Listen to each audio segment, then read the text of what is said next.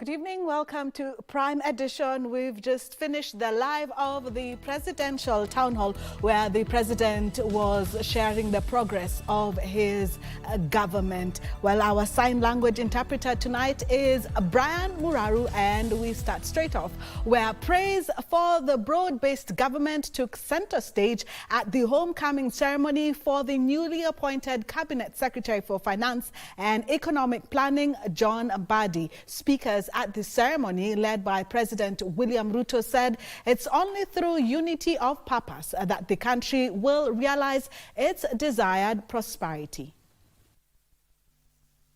Magunga village in Suba South constituency, Homa Bay County, Thursday welcomed unusual visitors, including government officials and other leaders across the country, for the homecoming ceremony for John Mbadi, the new Cabinet Secretary for Finance and Economic Planning in the broad-based government. One by one, the speakers praised President Ruto for closing ranks with Orange Democratic Party leader Raila Odinga, resulting in what they described as a united Kenya. Tukushukuru Rais, umetuonyesha kwa vitendo vile tunafaa kuishi pamoja na tuungane kama Wakenya wote. Vile umeshikana na kiongozi wetu Raila Amolo Odinga, mukasema Kenya ni kubwa kuliko mtu mmoja binafsi. Na mulianza kuzungumuza hapo mbeleni. Mulikuwa mnazungumuza ile mambo ya National Accord, na sasa bado mnaendelea kuzungumuza, na mumeona kwamba kila Mkenya anafaa na anaweza kusaidiana, kutoka kule Wajir, kutoka pwani, hapa kwa maji, kwa milima, hii Wakenya wote tunataka tuunde nchi moja. You have fulfilled the Constitution as the symbol of unity for this country. You have brought the country together. And I want to thank you immensely for appointing our ODM members, John Mbadi, Opio Wandai, Hassan Ali Joho, and Wycliffe Ambetsa Oparanya. President Ruto said Kenyans are one people with a common destiny, hence the need to foster unity at any cost. Tumeamua ya kwamba hatutaki tena siasa ya kugawanya Wakenya. Hatutaki ukabila katika siasa zetu. Hatutaki migawanyiko katika siasa zetu. Kuungana kwa Wakenya ni ya maana kwa kila mtu. It is the only way we can redeem our nation. Ruto reiterated the government's commitment to see Raila capture the Africa Union Commission chairmanship. Kiongozi wetu Raila Amolo Odinga, nyinyi mnaona tumekubali sisi wote kama Wakenya ya kwamba yeye tutamuunga mkono, tutamuombea, tutamsaidia, hata watu wa Jumuiya ya East Africa. Huyu baba rais amepanga vizuri na zote tumemuunga mkono aende pale Afrika akuwe kiongozi yetu. Sio ni sawa sawa? Na sisi zote tuko hapo tunampigia debe na Mungu atamjalia, tunamuombea ndio na yeye apate nafasi aende afanye mema katika bara la Afrika ikiwemo Jamhuri ya Kenya. Ile hafla tuliona kule Nairobi ulifanya na viongozi kutoka Afrika Mashariki walikuja kule Nairobi, na niliona kweli yale ambao umepanga, umefanya utafiti, umefanya research, umefanya hesabu, na naona baba Raila Amolo Odinga atakuwa chairman ya African Union. And when he took to the stage, the man of the day admitted his longing for his new office, pledging to serve with dedication. I never expected that the person who would name me the Minister for Finance, the one in charge of National Treasury, would be William Samoei Ruto. It came to me as a shock, but a pleasant surprise. I know people are saying that you have named me to this docket when things are difficult, but my answer to them, this is my response to you. If the job is too easy, give it to anybody. Give it to anybody. You don't have to look for quality when the job is too easy. If you are looking for quality, it means the job is difficult and hard. I want to guarantee you we will work together. We have sat with you. You have given me confidence. You have told me, Mbadi, nyorosha kazi sawa sawa. Earlier on, President Ruto commissioned the Yugis water project, which is said will benefit more than 6,000 locals. The head of state also inspected the Homa Bay fish market, which is under construction, before launching the construction of the 21-kilometer Rusinga Ring Road. For Prime Edition from Homa Bay County, I am Wycliffe Okage. President William Ruto has constituted 4 selection panels that will recruit chairpersons and members of commissions and independent bodies whose non-renewable terms of 6 years are set to lapse. These are Salaries and Remuneration Commission, the Commission on Administrative Justice, the National Gender and Equality Commission, and the Independent Policing Oversight Authority. Terms of chairpersons and member of Salaries and Remuneration Commission (SRC), the Commission on Administrative Justice, also called the Ombudsman, the National Gender and Equality Commission, and the Independent Policing Oversight Authority (IPOA), is set to lapse. President William Ruto on Thursday constituted 4 separate selection panels to start the recruitment process of new commissioners. The selection panel set to recruit for the SRC comprises of Joshua Wambua, Patrick Mtange, Monica Sifuna, Qureshi Abdullahi, Amos Gadesha, Mary Kimonye, Lawrence Kibet, and Samuel Kaumba. The 8-member selection panel for the National Gender and Equality Commission comprises of Florence Nyole, Timothy Odongo, Lerina Kariringa, Dr. Linda Musumba, Janet Kongo, Maimuna Mwidau, Ruben Chirchir, and Mary Muyadi.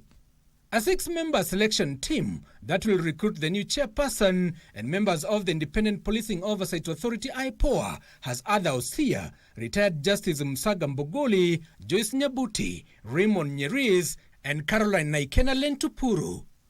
Executive Office of the President, Office of the Attorney General, and Judicial Service Commission among bodies that nominated members of the selection panels. Giverson Minor, Prime Edition. Salaries and Remuneration Commission has cited legal challenges as the main hurdle faced by commissioners whose 6-year term is set to expire next month. SRC Chair Lynn Mengich, who presented the Commission's end of term report, outlined some of the Commission's achievements, including coming up with the principle of recognizing and rewarding productivity and performance in the public service, and the principle for equal remuneration to persons for work of equal value. In their 6 years in office, Salaries and Remuneration Commission commissioners have faced legal challenges relating to lack of clarity on the extent of its jurisdiction over different categories of public officers or state corporations, separation of powers and institutional mandate, and also binding nature of SRC's advice. There was the issue about the CASs recently, right? And when it went to court, one of the things that the court pronounced itself is that SRC should have been consulted insofar as the impact of that role in the wage bill. So there was a clear pronouncement that actually the commission should be part of that in terms of impact on the wage bill. Another major challenge is the gaps in the existing legal framework, where, among other shortcomings, there is no express provisions for enforcing the implementation of the salary structures and the SRC advice. Neither is there express sanction for non-adherence to SRC's set remuneration structures and advice. Despite these challenges, the SRC prides itself in having developed the principle of recognizing productivity and performance that provides mechanism for linking financial rewards in the public service to measurable productivity and performance for both state and public officers. As we advise on remuneration, that actually that remuneration has performance and productivity. In other words, the public officer is performing and they are productive. That is why that remuneration is given. Without that, then it means that we are paying and there is no value for money. The Commission also established job evaluation as the methodology to achieve the principle of equal remuneration to persons for work of equal value, fairness and transparency. If you have jobs that are common, like the ones I just gave an example, whether we are talking about, drivers or clerical staff, then the ideal is they ought to earn the same remuneration. SRC Commissioner's term ends on 11th of September this year. Tilio Marco for Prime Edition. Former Samburu Governor Moses Kassien Lenol Kulal has gone into Kenyan history books as the first ex-governor or sitting in Kenya to be convicted in a graft case in the 2010 Constitution. While pronouncing his sentence, Chief Magistrate Thomas Nzioki jailed Len Kulal for 8 years or a fine of 85 million shillings. As Ruth Wambui reports, the ex-governor's political life now lies in limbo after the court also barred him and his co-accused from running for public office for a period of 10 years. After a 5-hour wait for the verdict, former Samburu Governor Moses Kassien Lenol Kulal has been imprisoned for 8 years for pocketing over 83 million shillings from the county government through the supply of fuel and oil products using proxies. Under Section 48(1)A of ASECA, each one of you to pay a fine of 1 million in default to serve 4 years imprisonment. That's the first limb. While pronouncing his sentence, Chief Magistrate Thomas Nzioki ruled that Lenol Kulal and Esbon Dade should further pay a mandatory of 83 million shillings. First accused person, you shall then pay a mandatory fine in the sum of 83,460,995. That sum is equivalent to twice the benefit after apportioning the public funds unlawfully acquired between yourself and the 11th accused person. The 11th accused person, Esbon Dade, you shall also pay a fine of 83,460,995, equivalent to twice the benefit after dividing or apportioning that the public funds unlawfully acquired between you and the first accused person. EACC, in welcoming the move, said the case set precedents for any public official. Moving forward, the Commission hopes that all the other cases involving over 40 governors and other state officials will go the full course so that we can have a verdict such as what we had today. During mitigation, the Office of the Director of Public Prosecution, led by Joseph Riungu and Alex Sakula, urged the court to impose the maximum jail term and fine on the governor and his accomplices. In their plea for leniency, the convicts' defense counsels called for a non-custodial sentence, saying the pronouncement that they were guilty was torturous enough. I order that accused persons, you have 14 days right of appeal. It's your right against the judgment and sentence by this court. His 8 other accomplices have each been fined between 700,000 and 1 million shillings of 4 years imprisonment. Lenol Kulal has vowed to challenge the verdict at the High Court. I did declare a conflict of interest on the same petrol station.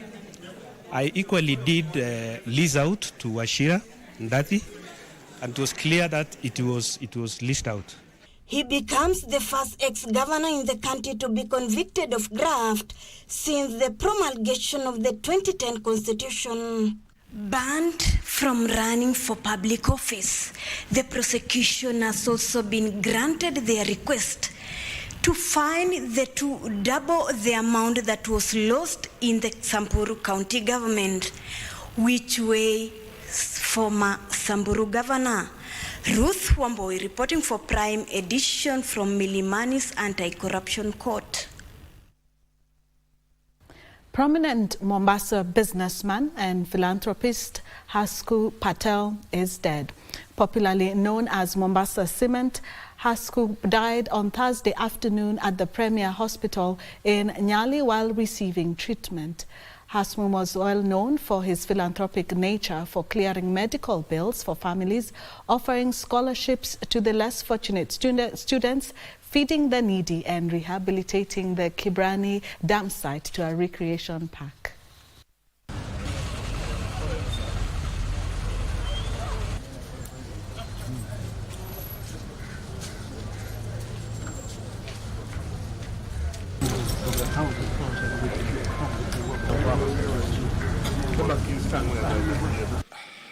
This day to announce the death of Mr. Hasmukh Patel, the CEO of Mombasa Cement. Ametuaga leo kama saa 7 mchana. He was not hospitalized. He was home. He was home. How old was he? He was 58 years old. You know, he had a stomach bag. Ni mambo ya Mungu mengine. Yote ni mambo ya Mungu. Tumombe Mungu Mungu amweke mahali pema. We will update you once we consult with the family members. We will update you. Leo tumepata habari za masikitiko kwamba ameaga dunia. Kwa hivyo sisi tuko hapa leo kusema pole kwa ndugu na majamaa na marafiki, na tuna imani kwamba ni pigo kubwa sana kwa watu wa Mombasa, na hasa wale ambao wakimtegemea walikuwa akiwasaidia.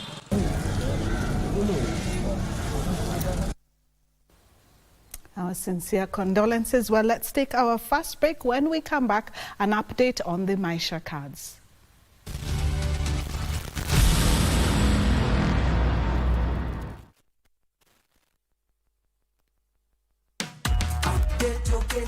Niaje mam, umeupdate token meter yetu? Ai, kuupdate token meter yetu? Hiyo ni nini? Acha nikuchanue mam. Leta simu yako. So, kuna hii text tulipata from Kenya Power. Kwa hiyo text kuna code 2. Weka code ya kwanza ku reset token meter. Alafu weka code ya pili ku update token meter. Haya, ni hivyo tu. Wacha niulize wa mama wangu wa chama kama wameupdate token meter zao, wajipange. Update token meter.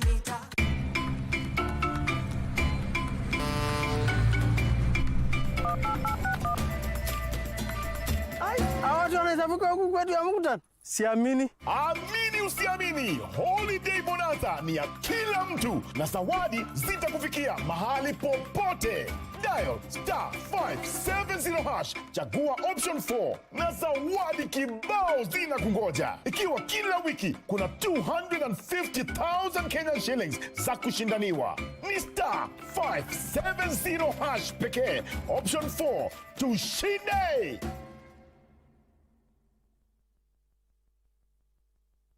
Ever crazy. Wewe, hata niongea. Tunasonga kuliko nilikuja kidogo ndio hii mkasema quick, bado. Mtasema bado. Undoubtedly entertaining. Anguka na cheki. Anguka na and mind-boggling. We are doomed. We are doomed. Members of parliament, we are doomed, I'm telling you. The savage netizens. Wacha nilie kwanza. Capturing that unique moment. Tunasonga kuliko nduthi.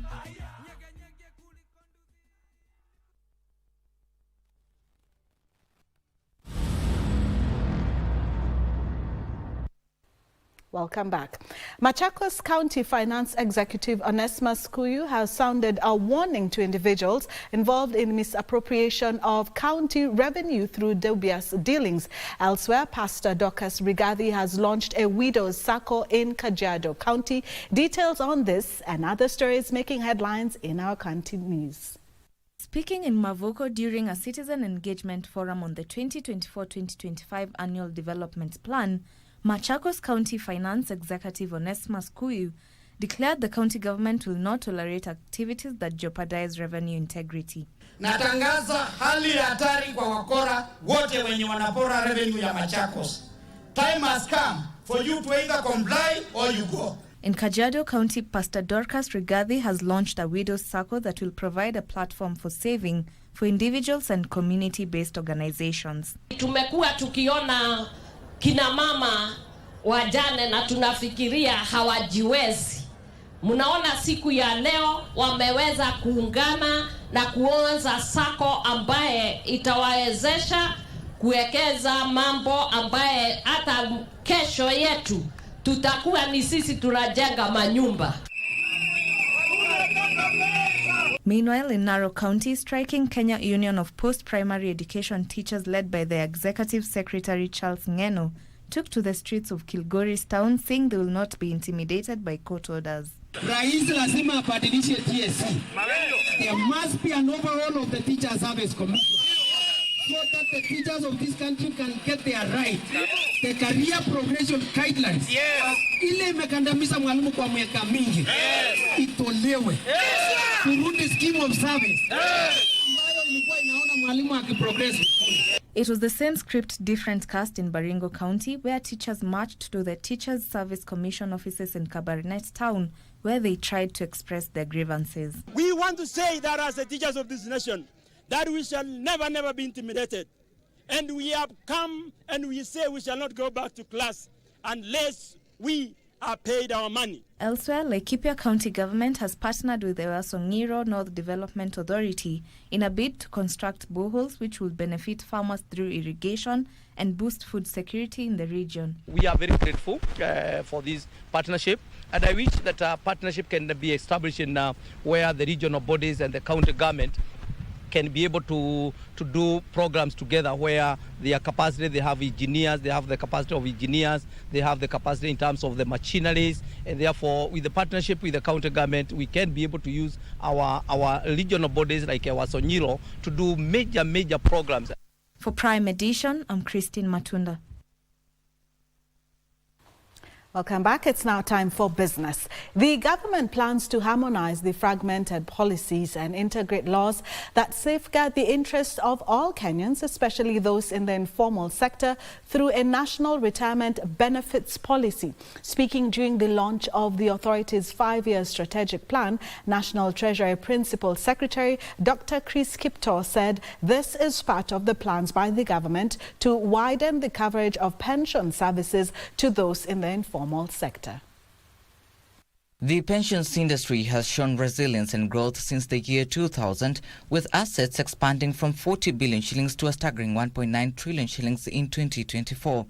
This growth is coupled with an increase in pension coverage, which now stands at 26% of the labor force, up from 10% 2 decades ago. The number of pension schemes has surged to 1,027. For all intents and purposes, that is 50 times the number in terms of pension assets. And don't forget, saving for retirement in Kenya today is a voluntary initiative of an employer. It's not a compulsory requirement, save for the compulsion which is provided for under the NSSF Act. Despite the growth, there are still challenges such as low coverage, benefits inadequacy, and complexity in payout phase. The National Treasury, in collaboration with the Retirement Benefits Authority, has launched the National Retirement Benefits Policy alongside the RBA's 2024-2029 strategic plan, which among others proposes avenues to tackle issues such as delayed pension payments, which are a distress to many retirees. We'll address the highlighted challenges by providing a framework to guide the harmonization, the coordination, good governance, and the growth of the retirement benefit sector. And this will ultimately guarantee income security in old age for all workers and ensuring affordable, adequate, and sustainable retirement benefit system for our country. It was in the finance bill that was not passed, but we see there was no resistance in these proposals. So we hope to be able to reintroduce some of these proposals for the benefit of members of retirement benefit schemes. Going forward, what we've envisaged into the strategic plan is not allowing members of schemes to withdraw their benefits. Partly of inadequacy has been caused by members of retirement benefit schemes. When they change jobs, they have been withdrawing the money. So at the end, the last place they work is where they get the small benefits. We have touched on the question of growing the pension assets by doing two things. One, ensuring that we broaden the scope and the basket of the people saving for retirement, and that's what we are calling coverage. Number two, incentivize the products so that more people can participate and contribute more, and it's doable.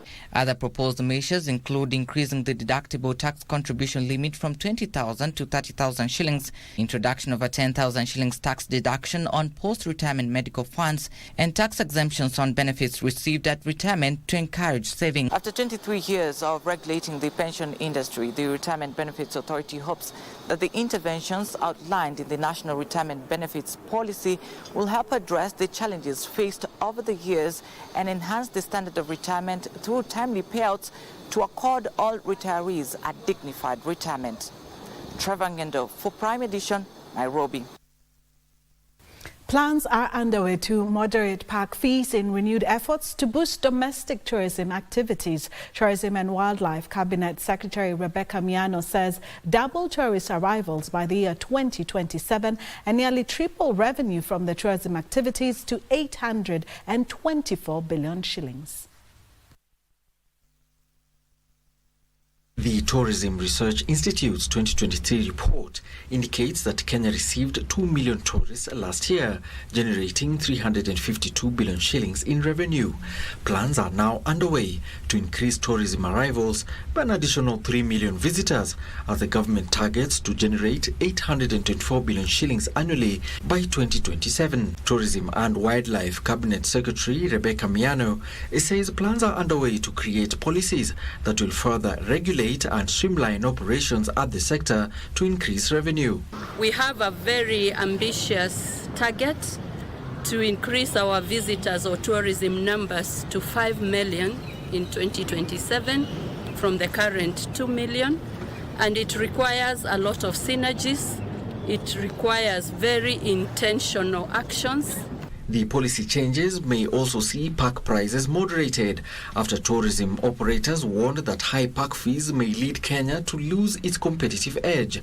In the products that we are selling, like Masai Mara, there is need for more engagement, like discussions on the table on any changes that are coming by. Tourism is all about the experience a visitor gets when they travel into a country. What experience are we selling to tourists when they come to Kenya? Some of the issues we have raised are we need better roads, we need traffic addressed, we need infrastructure in the different parks in the country. In new strategies to shore up the tourism numbers, the government is planning comprehensive public-private partnership ventures aimed at liquidating tourism sector startups and enhance the business environment. I have assured the private sector of a robust relationship with government, better coordination, better support, because together, if we address the issues they have raised and the challenges they face, we will be able to move our sector forward. Infrastructure around key national parks across the country will be rehabilitated and constructed in new strategies aimed at attracting tourists and additional investment.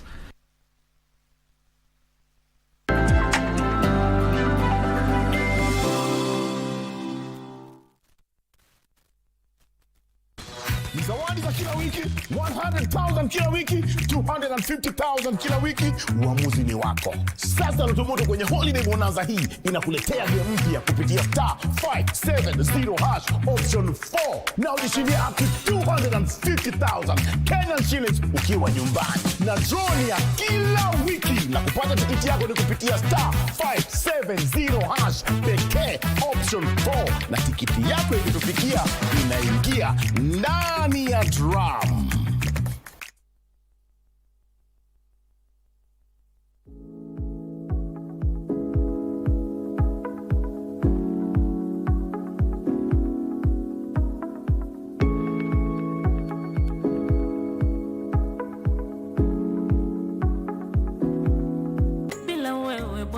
And we just want to understand utu na watu.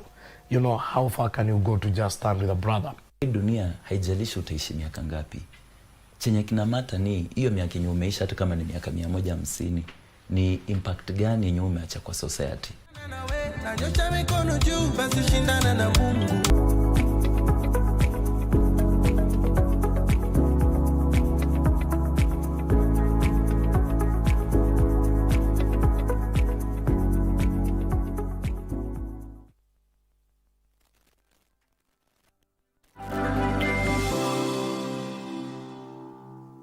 Welcome back.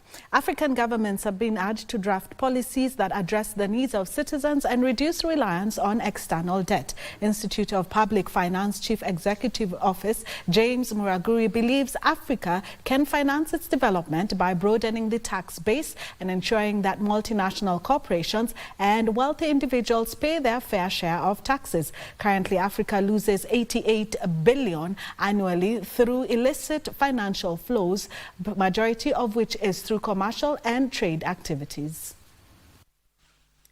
There is a pressing need to develop tax policies that respond to Africa's unique challenges opportunities, and the changing ways of doing business. While trade is the lifeblood of the global economy, behind every transaction, whether on goods, services, or capital, there is a tax revenue element that governments depend on to fund public services. Where tax is predictable, where tax is fair, where there is equity in tax, businesses will settle. And I think that's what governments need to focus on, because every government needs taxes so that they don't have to rely on debt as a driver. To reduce public debt and reliance on external borrowing, African governments have been urged to implement progressive tax policies and seal tax loopholes that foreign companies and wealthy individuals exploit to avoid paying their fair share of taxes in the countries they operate in.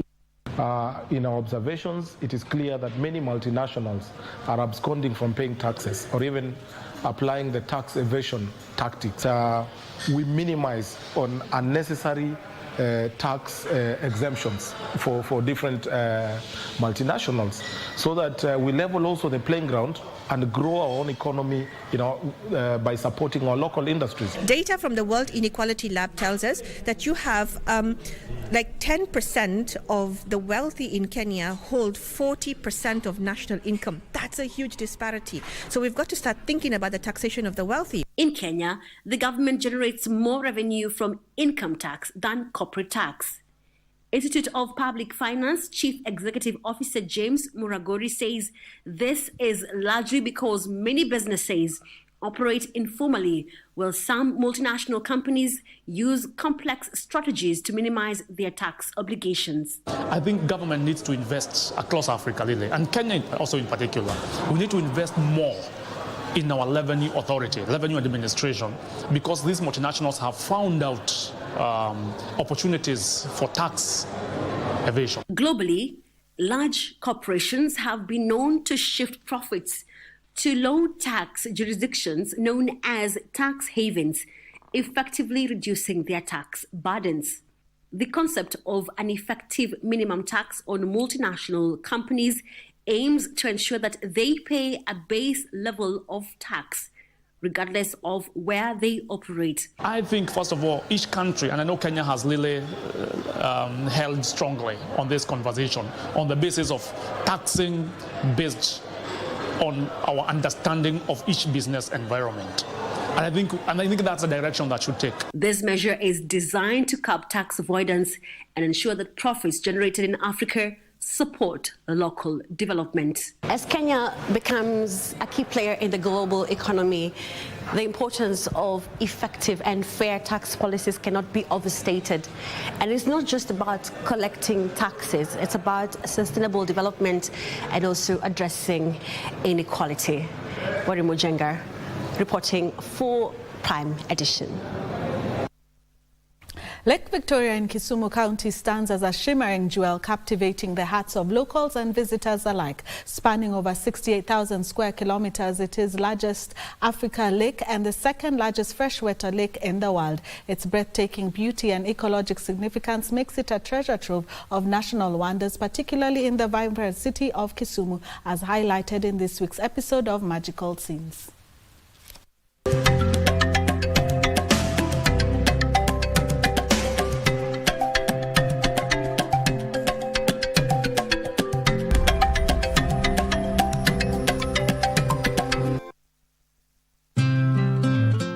As dawn breaks over Kisumu, the first rays of sunlight dance upon the tranquil waters of Lake Victoria, painting the sky in hues of orange and pink.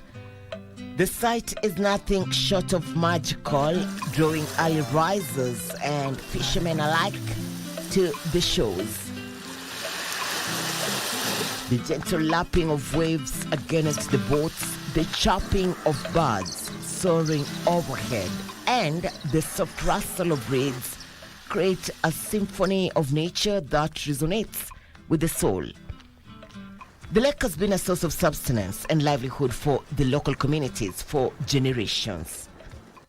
Fishermen cast their nets into the waters, hoping to catch tilapia and other fish species that thrive in the lake's rich ecosystem, including the silver cyprinid, commonly known as omena in the local dialect.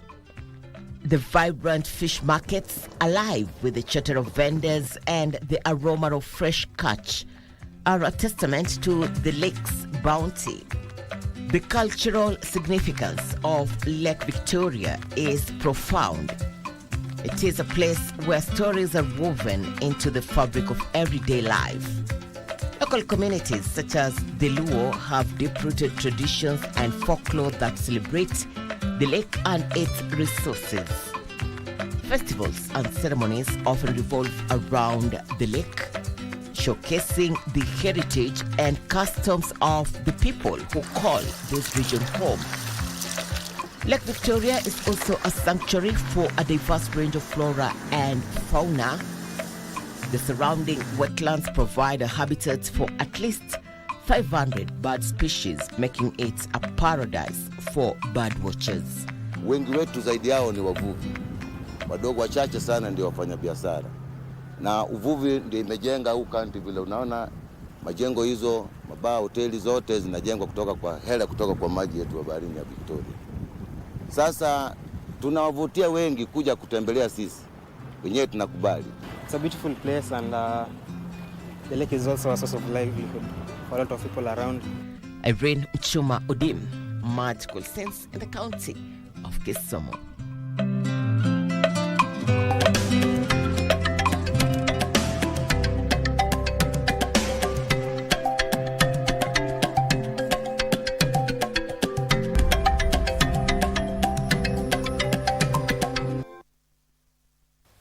East Africa Community member states should fast-track the process of harmonizing digital policies to deepen adoption of ICT in Intertrade Africa. East African Business Council Vice Chairperson Jas Bedi says digitizing trade is key in reducing non-tariff barriers and ease EAC exports to the continent. 48 countries have so far ratified the African Continental Free Trade Area. The deal seeks to merge 55 economies into a single market with more than 1.2 billion people. To effectively participate in the continental trade, the East Africa Community plans to leverage on technology to reduce the region's non-tariff barriers. The East African Business Council wants EAC member states to fast-track harmonization of digital policies to facilitate movement of goods and services from the EAC to the rest of Africa. We were the first customs union in the world, and in 1999 we started again. After 25 years of this protocol, we are still having problems. You can imagine 8 countries with so many problems, and now 55 countries. You compound the problem. E-commerce is expected to reduce the cost of doing business and offer products from EAC a competitive edge. The tea duty into South Africa is 400 cents per kilo from any other country outside wherever they have trade preference. So from India, the duty, or China or Sri Lanka, duty tea into South Africa is $4 a kilo, 400 cents. The business community wants the East Africa Community to arbitrate on the stay of applications, rules of origin, and common external tariffs, which they say is impeding trade. I was shocked when I saw the 30th June 2024 East African Community Gazette. Every country had stay of application. Everyone is not honest and committed to the rules of engagement. The African Union plans to reduce tariffs on 90% of products and earn Africa an additional $450 billion in revenue by 2035. Benson Dioba reporting for Prime Edition. Well, that's it for business. Up next, sports with Karen Kibet.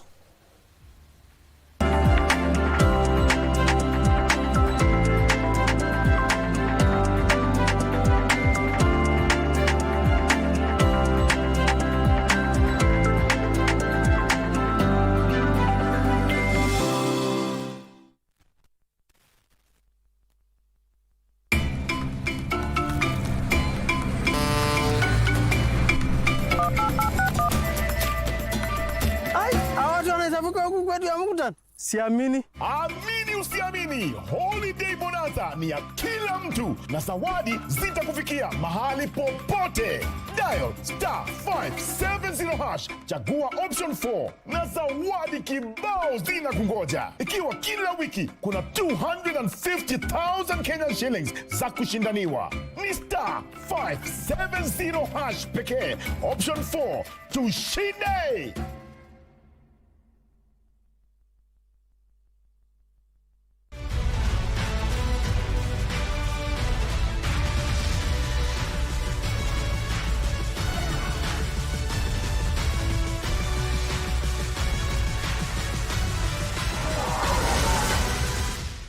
Kwanza nashukuru wachezaji walinipatia nafasi ya kuwa nahodha wao na nawashukuru sana, na naweza nikasema hii timu imejiandaa vizuri na kila mmoja naona ako sawa, na natarajia kila mmoja atajituma na atafanya vizuri katika mashindano ambayo yako mbele yetu. Hakuna yule ambaye ako na shida, kila wachezaji wote wako sawa na kila mmoja anajiandaa vilivyo ili aweze kuona tunapeleka ushindi katika nchi yetu ya Kenya. Kile mimi naahidi wa Kenya, ninawaahidi ushindi. Tutajikaza kwa vyovyote vile tuweze kuona tumeleta ushindi, tumepeleka ushindi nyumbani.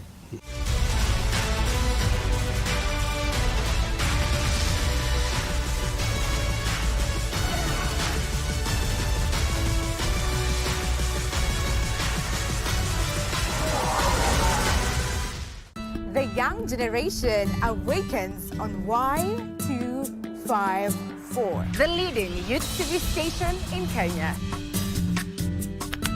We treat you to current affairs, entrepreneurship, health, and human interest conversations.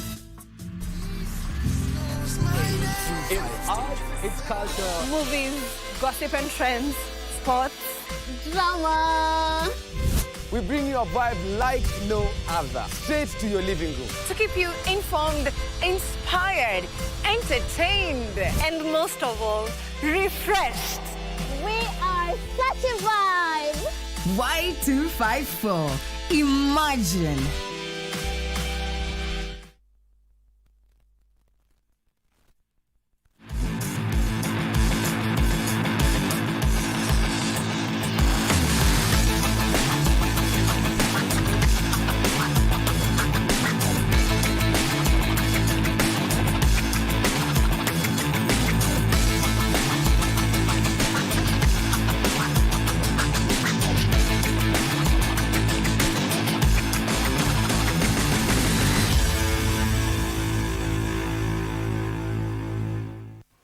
Welcome back to KBC Prime Edition. Let's now talk sports. My name is Karen Kibet.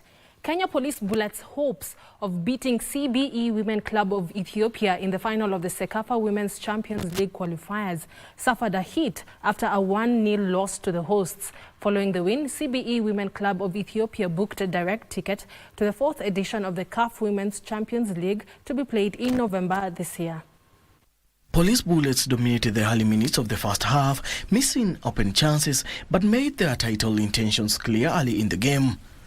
CBE, on the other hand, seemed to falter, but the defenders were bold enough, forcing a goalless half-time draw. In the second half, CBE came back stronger and found a goal in the 70th minute to bag the title. Nice high, Akash, nice high. It's a night.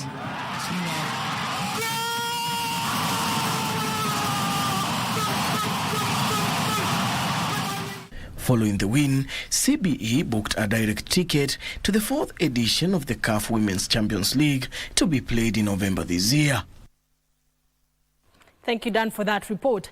Thousands of athletes paraded down the famed Champs-Élysées Avenue to Place de la Concorde in central Paris last night, where French President Emmanuel Macron officially declared the Paralympic Games open. Security was tight, with some 15,000 law enforcement officers on site. But there was a light summer feeling to the evening as the sun slowly set on the French capital. About 50,000 people watched the ceremony in stands built around the iconic square, which is the biggest in Paris and is visible from afar because of its ancient Egyptian obelisk.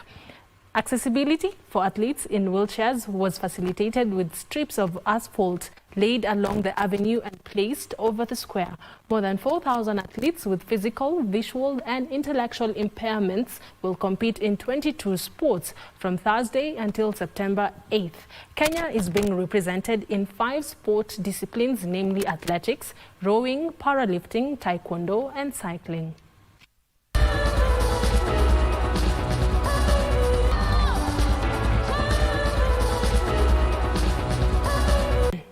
Kenya's Stensi Neema lost to 2023 World Silver medalist Salma Ali Hassan from Egypt in the women's taekwondo under 52 kilograms K44 as the 2024 Paralympic Games got underway today in Paris, France.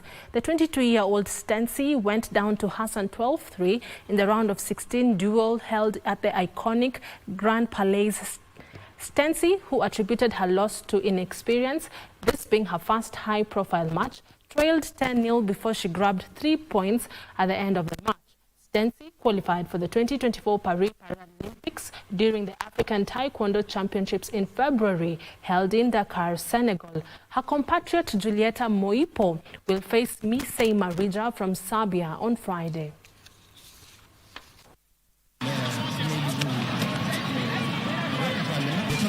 Wanted to make sure that he had that handy should he need it. 12-3.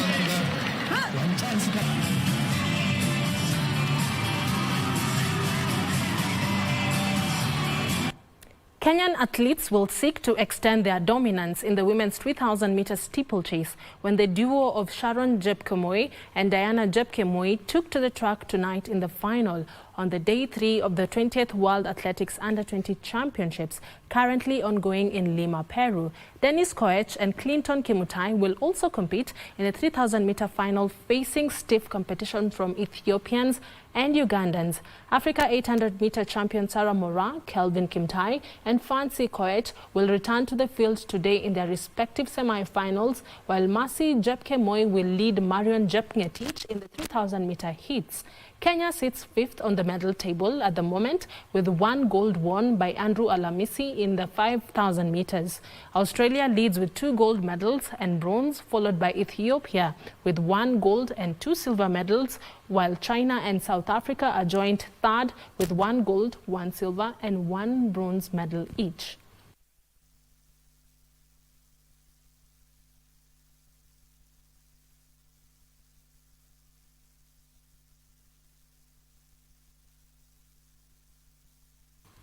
The ongoing NCBA Golf Series is set to return to the magnificent Nanyuki Sports Club this weekend, marking its first appearance at the venue since 2021. The series, which teed off in March this year, has grown to become one of the most significant golfing events in the country, providing a platform for both amateur and seasoned golfers to showcase their talents. The tournament has traversed Kenya, Uganda, Tanzania and Rwanda, attracting over 2,000 golfers from across the region. Over 100 players are expected to compete at the 9-hole course nestled at the foothills of Mount Kenya, eager to display their skills and passion for the game. The Nanyuki leg will offer golfers in the region a coveted chance to qualify for the grand final, scheduled to be held at Muthaiga Golf Club on 29th November 2024. The Nanyuki event is one of the 4 remaining qualifiers in the 2024 series in Kenya, with the other 3 set to take place in September and October.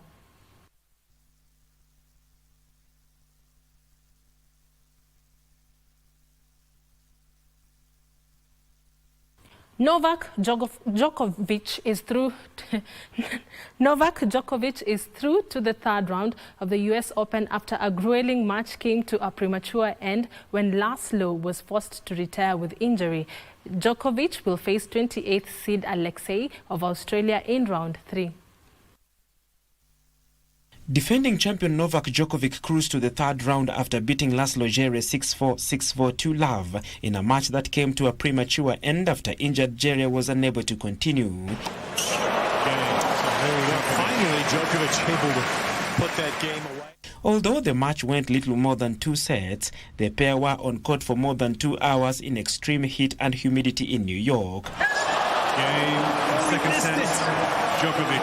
Wow, Djere played a terrific point until the end. The two scrapped for an hour in a ferociously contested first set before Djokovic found an extra gear to take it with a break to love. It's over. Yes, it is. Crowd doesn't realize it. Ladies and gentlemen, unfortunately, yes, it is. Laszlo Djere can no longer play. Game 10 match. So Djokovic close. Pushing Djokovic so close to splitting the first two sets, and within 15 minutes, maybe 20 minutes, it's over. Taylor Fritz produced a dominant performance where the 12th seed downed 2019 semi-finalist Matteo Berrettini 6-3, 7-6, 6-1 to reach the third round of the US Open. Yeah, I got that one right. Following his second round victory, Fritz became the fourth man to record 40 match wins this season, behind Alexander Zverev with 54 wins, Yannick Sinner with 49 wins, and Casper Ruud with 46 wins. You're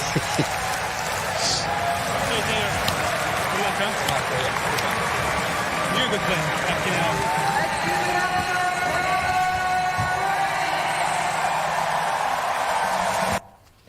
And that report brings us to the end of the sports news tonight. My name is Karen Kibet. I hand you back to my colleague Cynthia Nyamai. Cynthia. Thank you, Karen Kibet. Well, that marks the end of tonight's bulletin from me and the rest of the team. We do want to wish you a very good night.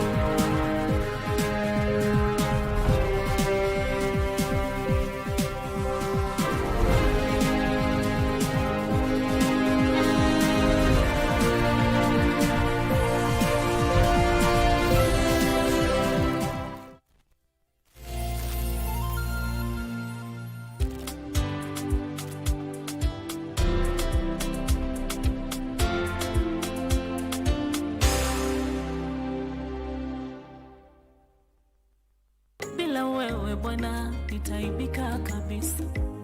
Oh, bila wewe nitashindwa kabisa. We'll be looking at utu na watu. You see, people are going through tough times and people are going through tough things. But kuna watu na pia kuna utu. Someone said undugu ni kufaana, undugu si kufanana. So msa kufika kwangu kumpea 30 babu jamaa alikataa, akasema hebu leta pesa nyingine. Nikamwambia sina bro. Hiyo ndio alinisukuma nje. Gari kienda. Nikaambia watu kwa gari nisaidie, nikamtu hapa anaweza nisaidia niongezea 20 bob nilipe. No, walisimamisha gari, si ati ilikuwa inaenda ili walisimamisha na wakanisukuma. Nikaambia nani anaweza niongeza hapa 20 bob. Hakuna mtu mwenye alitikia. Nakumbuka ilikuwa social test. Hiyo time hata mimi sikuwa najua kuna kitu naitwa social